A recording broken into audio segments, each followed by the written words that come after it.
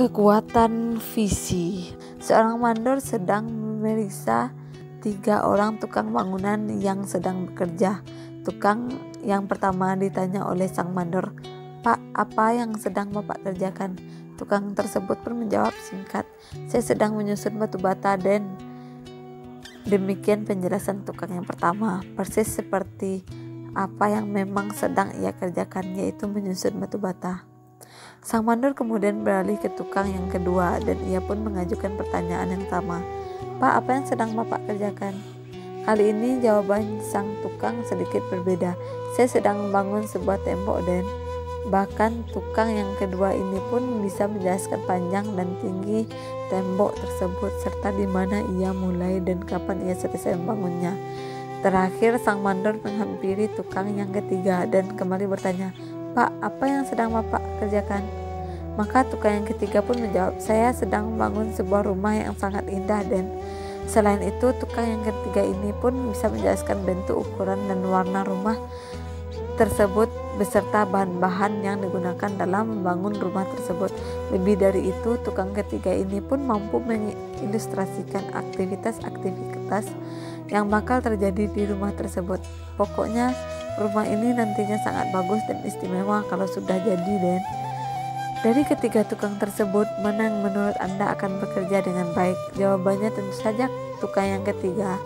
Mengapa? Apa yang membedakan tukang pertama, kedua, dan ketiga? Jawabannya adalah visi. Tukang yang pertama tidak memiliki visi. Baginya yang penting adalah mengerjakan apa yang diperintahkan kepadanya, yaitu menyusun batu bata.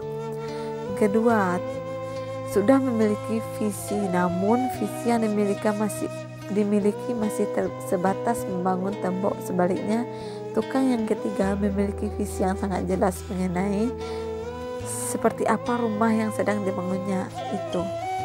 Bukan hanya itu, tukang yang ketiga ini pun menyadari sepenuhnya bahwa dirinya merupakan bagian dari visi tersebut. Sepintas perbedaan visi ini nampaknya tidak memberikan perbedaan, toh ketiganya tukang tersebut tetap bekerja dengan baik. Namun bila diperhatikan dengan teliti, semangat, ketekunan, ketelitian, dan gairah dari ketiga tukang di atas benar-benar berbeda. Tukang yang pertama memulai pekerjaannya dengan mengeluh. Pada saat bekerja, ia mengerjakan tugasnya tidak dengan sungguh-sungguh. Ketika batu bata yang disusunnya kurang rapi, ia pun tidak berusaha membetulkannya kecuali bila ia ditegur oleh sang mandor. Beberapa saat kemudian, sebelum waktunya pulang, tukang yang satu ini pun sudah membersihkan dirinya. Saat sang mandor memberitahu bahwa jam kerja sudah selesai, maka tukang ini pun segera bergegas meninggalkan tempat kerjanya. Perilaku yang benar-benar berbeda diperlihatkan oleh tukang yang ketiga. Ia memulai pekerjaannya dengan riang gembira dan penuh semangat karena ia sudah memiliki gambaran mengenai keindahan rumah tersebut. Ia berusaha memasang batu bata yang disusun serapi mungkin. Seandainya terdapat batu bata yang kurang rapi susunannya, maka ia pun segera membetulkannya. Selain itu, tidaklah mengherankan apabila tukang yang ketiga memberikan hasil karya yang lebih memuaskan dibandingkan tukang yang pertama. Pelajaran menarik mengenai kekuatan visi seperti ini dalam kehidupan nyata saya dapatkan dari suatu negara, yaitu Korea Selatan. Pada tahun 1997, sesaat sebelum krisis moneter melanda negara-negara Asia, saya berkesempatan berbincang-bincang dengan seorang mahasiswi negeri ginseng tersebut. Saat itu saya sedang dalam persiapan mengambil S2, sedangkan dia sedang persiapan mengambil S1.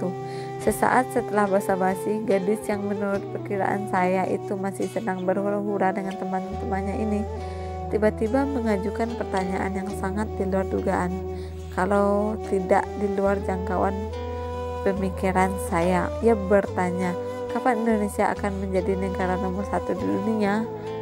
Merasa tidak punya jawaban yang baik, saya balik bertanya, memang kapan Korea Selatan akan menjadi negara nomor 1 di dunia? Dengan tenang dan pasti ia menjawab 2010. Saya masih tidak percaya bahwa jawaban seperti itu muncul dari seorang ABG yang setahu saya lebih banyak membicarakan gosip infotainment ketimbang urusan negara. Lalu krisis moneter pun terjadi. Saya berpikir jawaban 2010 itu adalah sebuah isapan jempol belaka. Namun sekali lagi saya salah. Bila merujuk kepada The World Competitiveness Yearbook 2010 yang dirilis oleh IMD Internasional, Korea Selatan memang masih menempati ranking 23, membaik dari ranking 27 di tahun sebelumnya. Pencapaian ini masih jauh dari ranking 1 yang ditempati oleh Singapura. Namun secara ekonomi, perusahaan-perusahaan Korea Selatan telah menempati papan atas dunia. Wah. Sebut saja dalam bidang elektronik. Sebelum pergantian milenium, merek-merek elektronik mereka Korea Selatan tidak dikenal dunia, termasuk juga oleh konsumen di negara kita. Namun pada tahun-tahun tersebut, rakyat Korea Selatan sudah beramai-ramai membeli barang-barang elektronik pabrikan mereka sendiri yang harganya lebih mahal dari produk-produk Jepang dan kualitasnya lebih buruk. Saat ditanya mengapa mereka mau membeli produk yang lebih mahal dengan kualitas yang rendah, mereka menjawab bahwa memang benar produk-produk Korea Selatan saat itu lebih mahal dan kualitasnya tidak lebih baik. Namun, apabila rakyat Korea Selatan terus membeli produk-produk buatan perusahaan nasional, maka perusahaan-perusahaan tersebut bisa terus berproduksi, melakukan riset dan investigasi untuk menciptakan produk yang lebih baik. Suatu saat perusahaan-perusahaan itu akan bisa membuat produk yang lebih baik dengan harga yang lebih murah untuk rakyat Korea Selatan. Visi yang sama juga dimiliki oleh pimpinan-pimpinan perusahaan Korea Selatan. Saat mereka dengan terpaksa menjual produk yang lebih mahal dengan kualitas yang lebih buruk, mereka mengerti hal tersebut sebagai hutang yang harus dibayar. Suatu saat dengan menawarkan produk-produk yang berkualitas lebih baik namun dengan harga yang lebih murah. Dan disinilah kekuatan visi itu terbukti. Tahun 2005, pencapaian Samsung sudah berhasil menyalip Sony, perusahaan elektronik Jepang yang selama puluhan tahun merajai dunia. Bahkan sekarang Samsung telah menjelma menjadi raksasa elektronik yang mengagumkan. Belum lagi LG yang menjadi jawara TV flat. Dibandingkan otomotif, mobil-mobil Korea Selatan pun sudah mulai bisa menyaingi mobil-mobil Jepang, Eropa, dan Amerika. Merek-merek seperti Kia dan Hyundai yang sebelumnya asing di telinga kita sekarang telah mendapat tempat yang sepadan dengan para pesaingnya di seluruh dunia. Saat ini, Korea Selatan memang belum menjadi negara nomor 1 di dunia seperti visi mereka. Namun mereka sudah mengarah ke posisi tersebut. Sebuah gambaran yang sudah terbayang jelas di dalam benak setiap warga negaranya.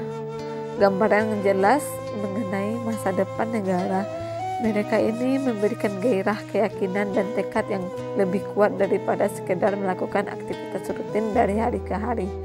Kekuatan visi seperti itu, maka kegiatan yang kita lakukan tidaklah ubahnya seperti menyusun batu bata. Pertanyaannya, apa visi Anda dan anak-anak kita hari ini?